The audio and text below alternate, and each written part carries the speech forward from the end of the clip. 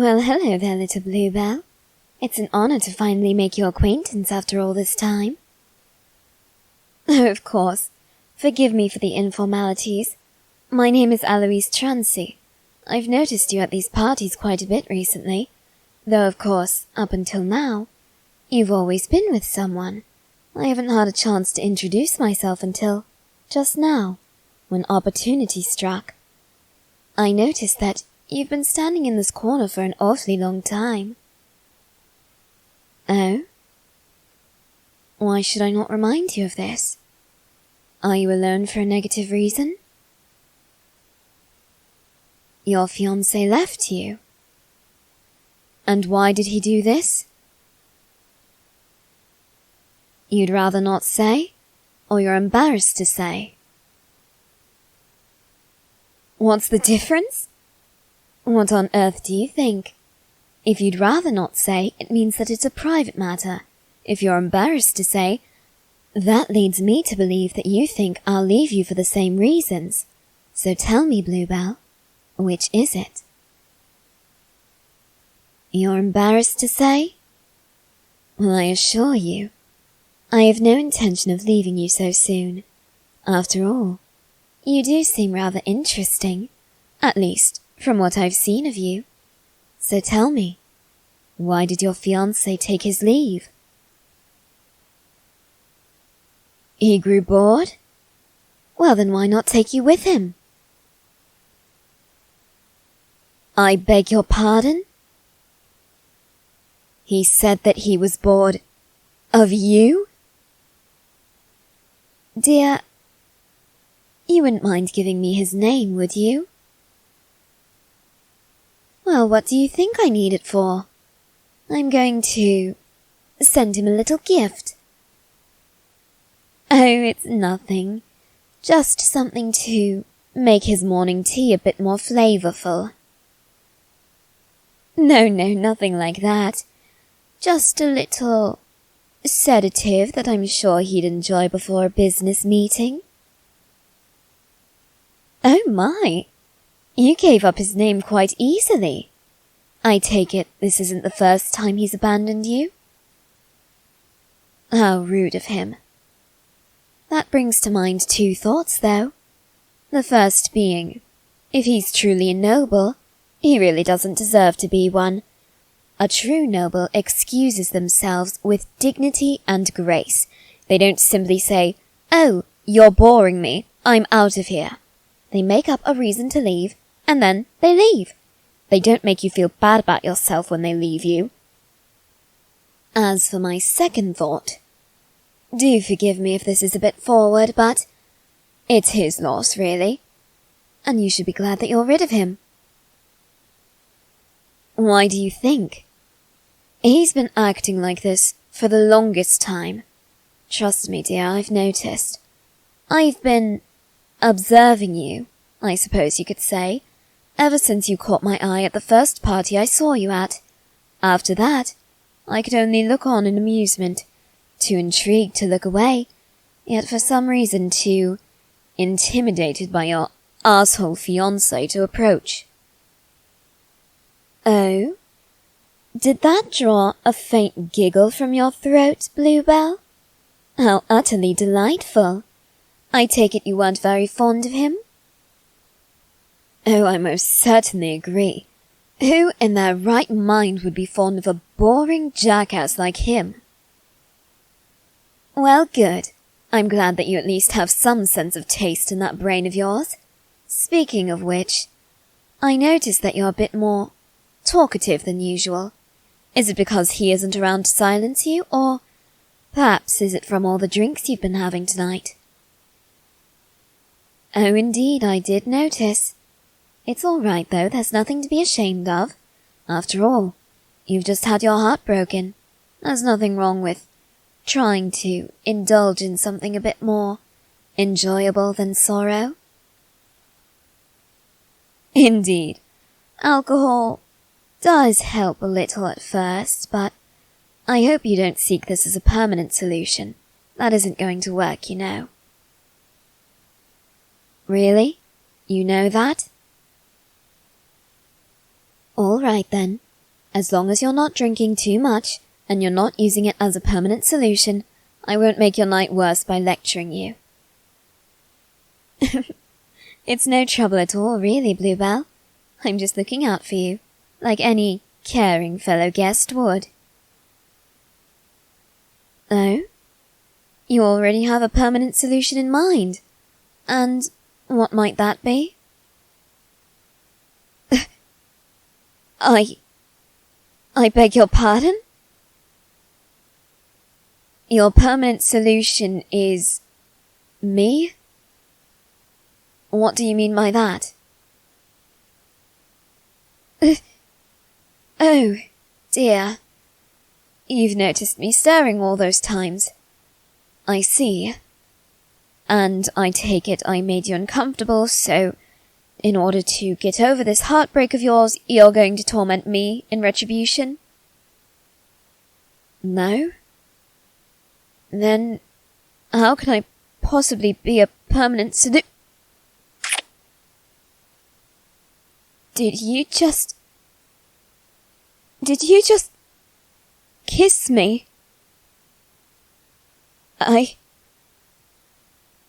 I've been wanting to do that for the longest time. Really, I have. But I must ask. I realize that you're intoxicated right now. You're not thinking clearly.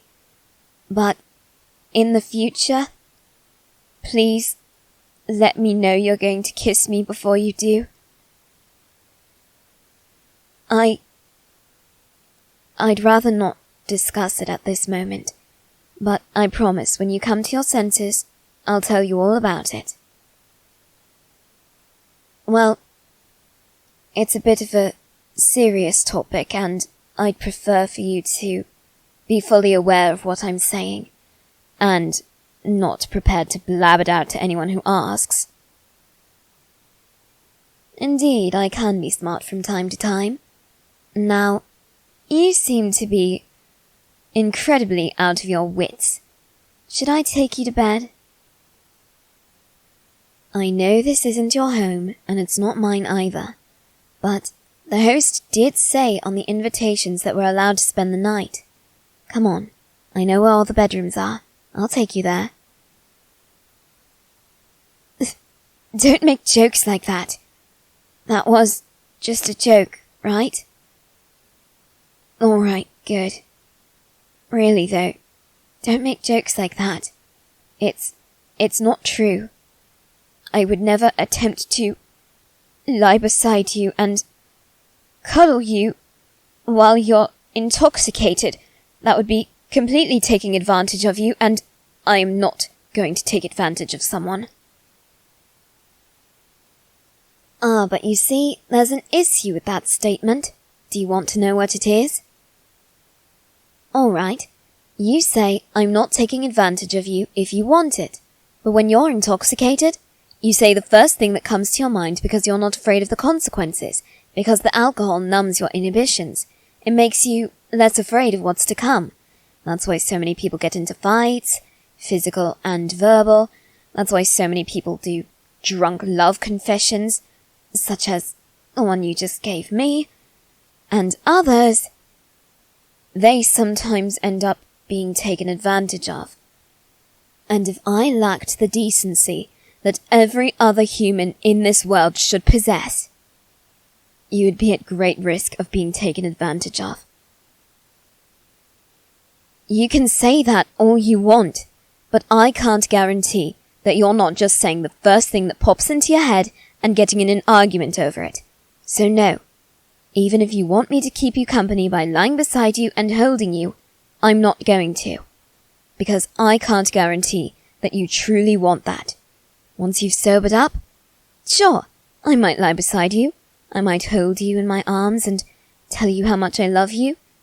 But until you sober up, that isn't going to happen. All right? You're thanking me? Why on earth are you thanking me? I know not everyone in this world has that decency. They get the effects of alcohol twisted around in their heads.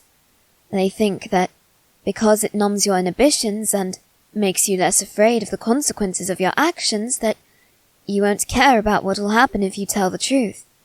So they think that whatever you say, you really mean it, even if you don't. It's really sad that we live in a world like this, but I promise you, I'm not one of those people. You're safe as long as you're with me, and I intend to keep a very close eye on you, all right? Of course, I promise. I've had my eye on you for a while now. Do you really think I'm going to take it off of you for one moment when you're this vulnerable? That's a good Bluebell. Now, come with me, would you? You look like you're about to pass out. Oh, careful! Oh, goodness. You're lucky I was here to catch you. You know that, right? You forgot to warn me. You know that, right? Yes, it still applies to when you're kissing my cheek. Now just hold on to me, okay? I'm carrying you to bed. I'm very glad that I can be a gentleman for you. I'm truly honored to hear you say that, though I'd be honored to hear anyone say that. Perhaps by some miracle you haven't noticed yet, but I'm not particularly known for my etiquette or manners. Oftentimes I experience violent emotional outbursts, particularly when dealing with my maid, Hannah. I loathe her. That stupid tart. Sorry, am I holding you too tightly? I apologize. I don't know what it is about her. Just thinking about her, thinking about her name, it fills me with rage. Huh? I don't know. Claude has said something along those lines before. Maybe I ought to see a doctor about it. I might be bipolar. That would certainly explain the mood swings. Yes, of course, Bluebell. Or I might just be pregnant. I'm sure that's what it is. Of course I'm being sarcastic, and I really hope that you were too.